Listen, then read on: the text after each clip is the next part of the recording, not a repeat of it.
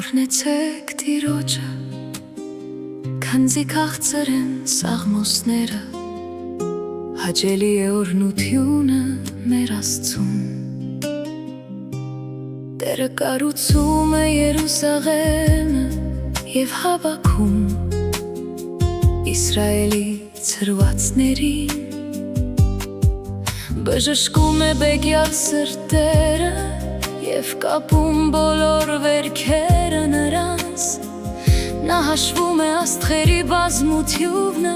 և կոչում բոլորն իրենց անուններով։ Մեծ է մեր Տերը և մեծ է նրա զորությունը, նրա իմաստությունը սահման չունի։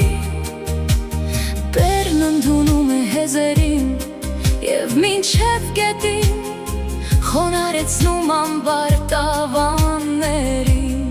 Օրհնեցեք Տիրոջը գոհաբանությամբ, սաղմոս երգեցեք նրան օրհնությամբ։ Երկինքը նա պատեց ամպերով, երկրի համար պատրաստեց անձրևնիր, լեռներում խոտ աճեցրեց և բանջար մարդկանց կարիքների համար։ Նա ուտելիք է տալիս անասուններին և ագռավի ծագերին, որոնք դիմում են իրեն։ Դարձի ու զորություն չէ, որ կամենում է, ոչ էլ ասկայի կազմվածքն է հավանում, այլ Տերն իրենից երկիխ կրողներին է հավանում և նրանց, որ իրենց յոսը դրել են իր